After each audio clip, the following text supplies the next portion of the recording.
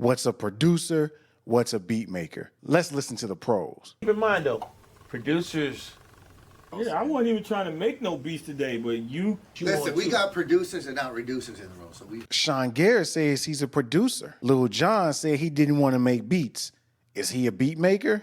I know this topic has been beat over the head in the music community, producers versus beat maker. Now, this is going to be a reaction video, and I don't really like doing reaction videos, but when I saw this behind the scenes footage, it spoke to my soul, man. And I want you to be put on to this, because if you love music like I do, I often like the behind the scenes more than the actual final product, man. It puts us in the same space like, oh man, what it was like in those different recording sessions when you hear top charts. I know when I think about the song Beat It, one of my favorite songs, I just imagine, what if I was a fly on the wall, can see Michael Jackson, can see Quincy Jones, and they going through different ideas, trying to figure out what kind of riff they gonna do, what kind of drums, how they gonna sing it this way.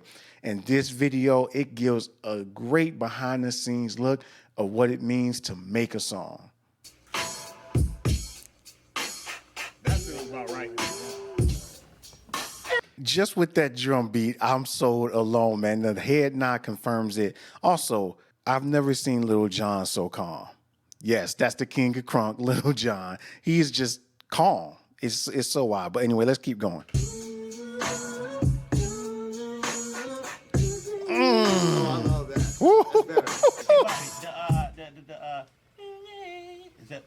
See, I love how they talking through, they going through ideas. Sean Garrett, the pen, #1 hit song maker, just came up, melody off the top of his head. Now, we don't know how long this session has been going on. They could have been in the studio for 8 hours, but it seemed like they instantly came up with this. And the guitarist, he is killing it. Let's see what he cooks up. That other transitional space of the chorus or transition in the verse. We can add the transition, a couple transitions. An A bar, and then another section. Then the boom, boom, boom, boom, boom, boom. Yeah. Look at Lil Jon over there just trying to find them drums. Yeah.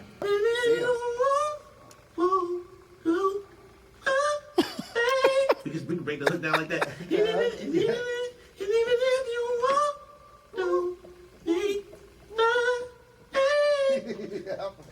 That's great. That sounds good, and he ain't even saying nothing, man. I know sometimes when I make songs, I'll be like that too. When you feeling it, you just want to hear the melody, so you just making up stuff, and then you'll come back to the lyrics later.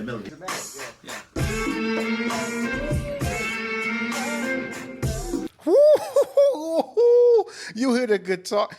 Da-da-da, da-da-da. Simple. 3 simple notes, the same thing, and it just sounds so big. Right here. Oh man, and he got some keys too. Oh man.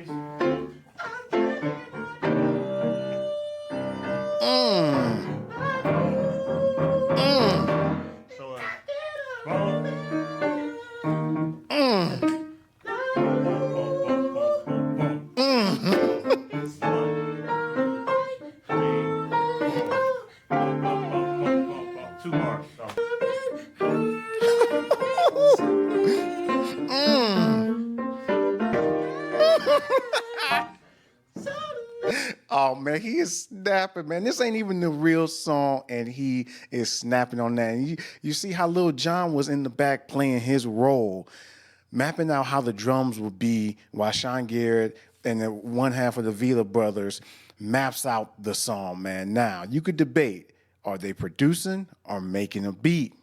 Hey, it's up for grabs. All I know is they working together, and it sounds like it's magic already, and the song's not even complete yet.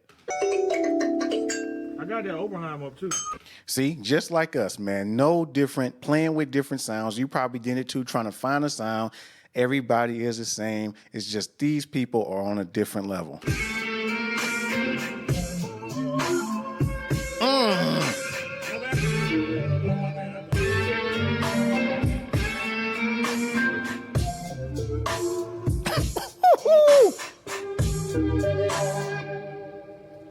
See, I like that. See, they all playing different roles. He said, is the piano mic'd up? So while they were getting if you saw before in the other scene, the guy was getting the microphone ready to mic up the piano. So while they were doing the micing on the piano, which that guy has his expertise in micing and recording, they're doing their expertise in building out the song and adding extra stuff and going on and on. That's why I like the power of working with multiple people, multiple ideas. Everybody has their strength. Everybody brings something to the table. Everybody fills in where someone else has a gap.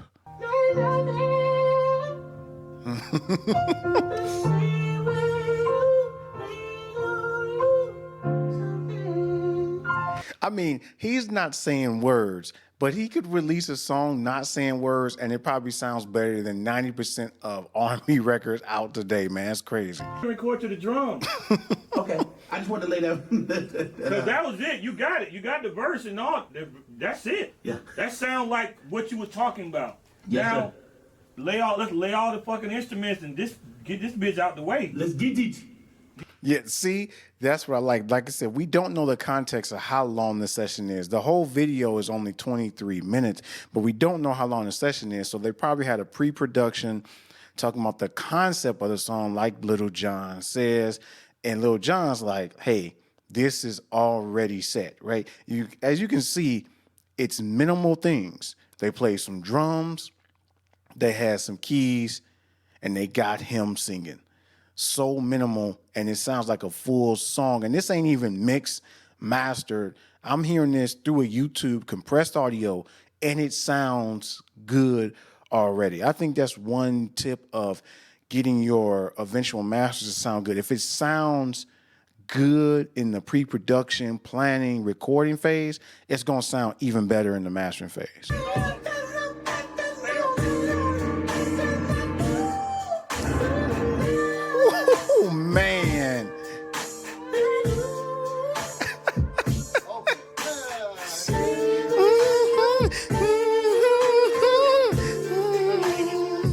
Oh man. Oh man, Sean Gary is definitely cool, man. In my book, man. He is making the moves. You know, when you get in the groove to your own stuff, and I know sometimes we think our stuff is the best stuff, but sometimes you just know it's good, and they know this is good. This is a good session, man. All right, so let's move them boom, boom, boom, booms in the right spots. You already did it. Move them, boom, boom, boom. Actually, so just play it.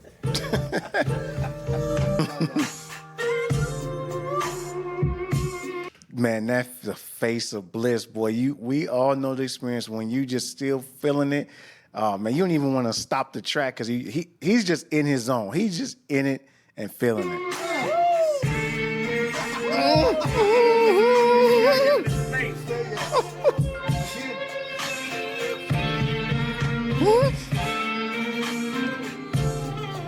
Yeah.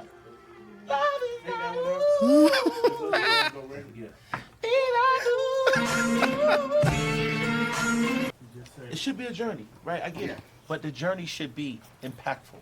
Yeah, Yeah. but See, I like this now after talking about the journey, man. And even though I don't really make music for artists, I still think that way in licensing, where the song needs to have a journey. It needs to take somebody someplace. So even though the music is secondary to the action, it still carries the sing along. So it needs to take you somewhere, just like they're talking about in the studio. How do we arrange this track so when a listener is listening to it, they go on a journey, but they don't even know they went on a journey because they did their job behind the scenes, taking you on that journey. But keep in mind though, producers, in my brain, I'm thinking about the fucking song. That's all I'm thinking about. I'm just thinking song. See, and he's talking about producer. So he's calling himself a producer and he's thinking about the song. So he's 4 steps ahead already.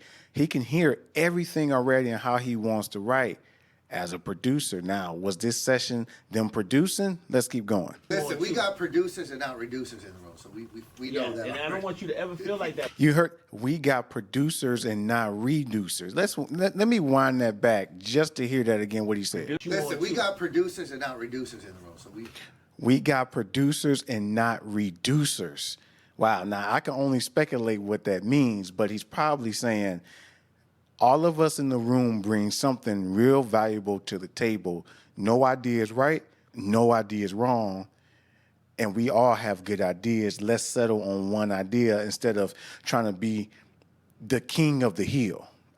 He may be saying that, but I like that. We're producers in this room and not reducers. They haven't said beat makers yet. Let's keep going. Yeah, I wasn't even trying to make no beats today, but you had I wasn't. Little John, King of Crunk, said I wasn't trying to make no beats today. Does that make him a beat maker? Is Sean Garrett the producer? I mean, you got a producer, beat maker in the same room. I don't know. Does that settle the debate?